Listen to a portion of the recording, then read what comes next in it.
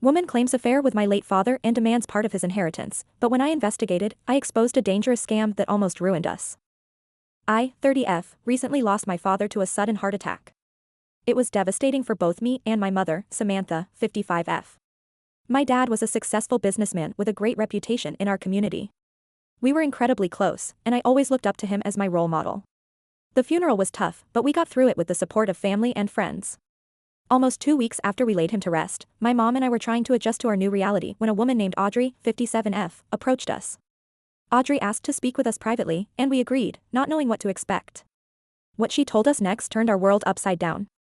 She claimed that she had been having an affair with my father for the past 10 years. I couldn't believe what I was hearing. This woman, who was slightly older than my mom, was telling us that my dad had been unfaithful for a decade. As if that wasn't shocking enough, Audrey revealed that she had a son, 28M, who was just 2 years younger than me. Audrey then broke down crying in front of my mom. She said that my father had promised her a part of his inheritance because he loved her so much. I was furious.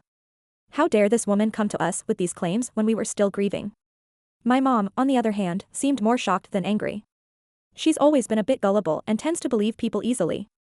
I could see the confusion and hurt in her eyes as she listened to Audrey's story. Audrey continued her sob story, saying she didn't want to go public with her demands for a share of the inheritance because it would tarnish my late father's reputation. But the way she said it felt more like a threat than a considerate gesture. It was clear she was trying to manipulate us. I couldn't take it anymore. I flat out rejected her request, telling her that we didn't believe her story and that she wouldn't be getting a cent from us. My mom, however, surprised me by saying we needed time to think about it. I was shocked that my mom would even consider this woman's claims. I tried to reason with her, reminding her that we had no proof of Audrey's relationship with Dad or that her son was his child.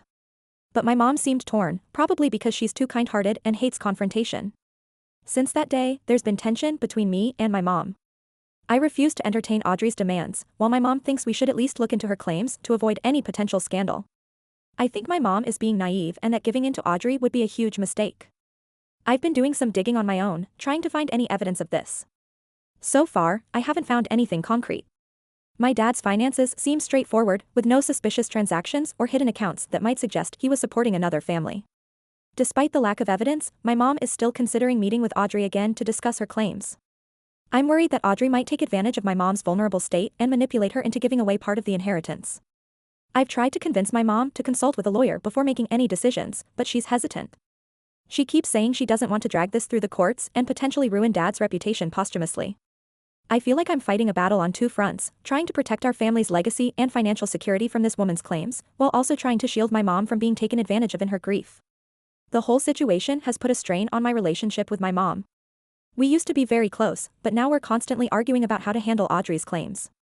I feel like I'm the only one thinking clearly in this situation, but my mom accuses me of being cold-hearted and not considering the possibility that Audrey might be telling the truth. I'm starting to feel like the bad guy in this situation. Am I being too harsh?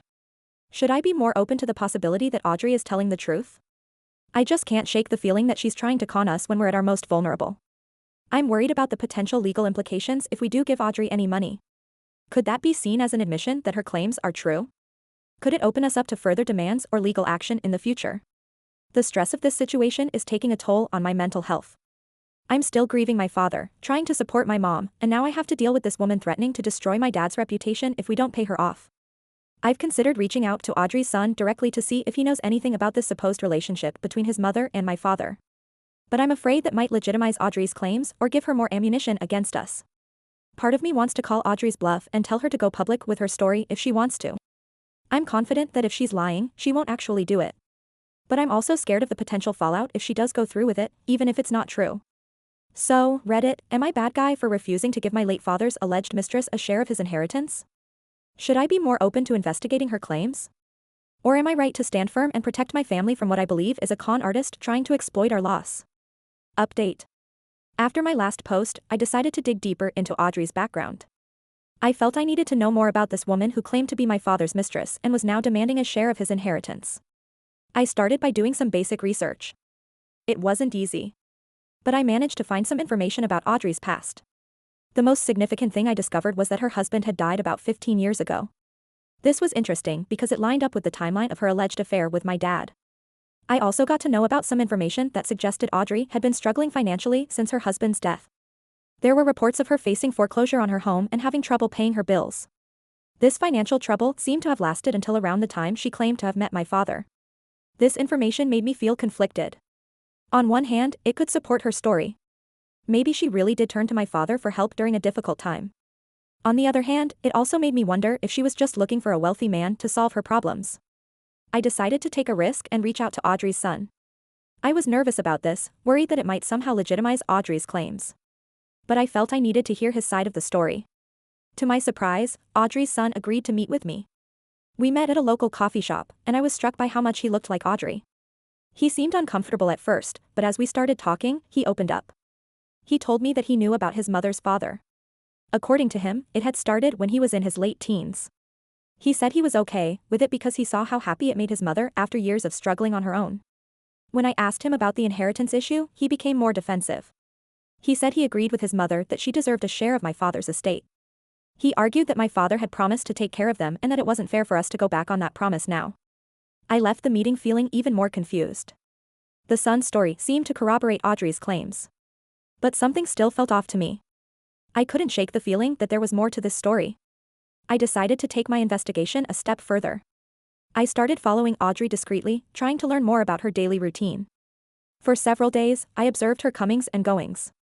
Most of her activities seemed normal, but there was one thing that stood out. She frequently visited a local gym and stayed there for almost 4 hours each time. This struck me as odd. Even the most dedicated fitness enthusiasts don't usually spend that much time at the gym every day. I decided to look into this further. I enrolled in the same gym, choosing a membership plan that allowed me to visit at any time. For the next week, I went to the gym at the same time Audrey did, pretending to work out while keeping an eye on her. What I saw was surprising. Audrey would arrive at the gym, change into workout clothes, and spend about 10 minutes on a treadmill. Then, she would head towards the locker rooms. But instead of going into the locker room, she would slip out through a back door of the gym. Intrigued by this behavior, I decided to follow her. The next day, I positioned myself near the back door of the gym.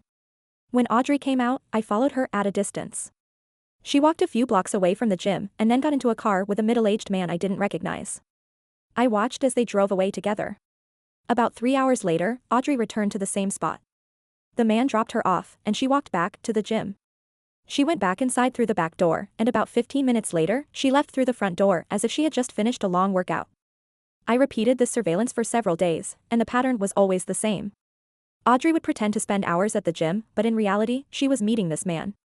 At this point, I was convinced that Audrey was not who she claimed to be. It seemed clear to me that she was running some kind of scam, possibly targeting wealthy men for their money.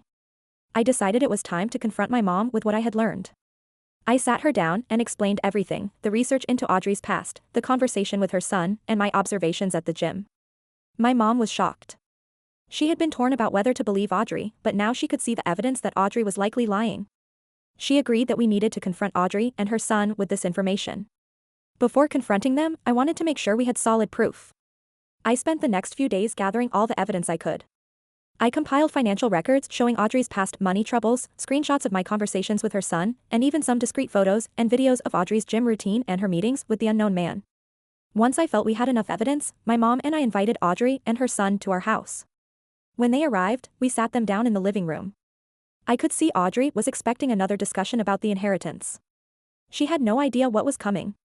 I started by calmly laying out everything we had discovered. I showed them evidence of Audrey's financial troubles after her husband's death. I recounted my conversation with her son, pointing out some inconsistencies in his story that I had noticed. Then, I revealed what I had seen at the gym. As I spoke, I could see the color draining from Audrey's face. Her son looked confused at first, then angry. When I finished, there was a long moment of silence. Audrey tried to deny everything at first. She claimed I was making it all up because I didn't want to share my father's money. But when I showed her the photos and videos I had taken, she broke down. Through her tears, Audrey admitted that she was devastated after my father's death. Not because of his death, but because she won't be able to get the financial help she got from him in return of her love and care, which obviously was conditional. She was hoping to get some money out of us. I was angry, but I tried to stay calm. I told Audrey and her son that we had recorded this entire conversation.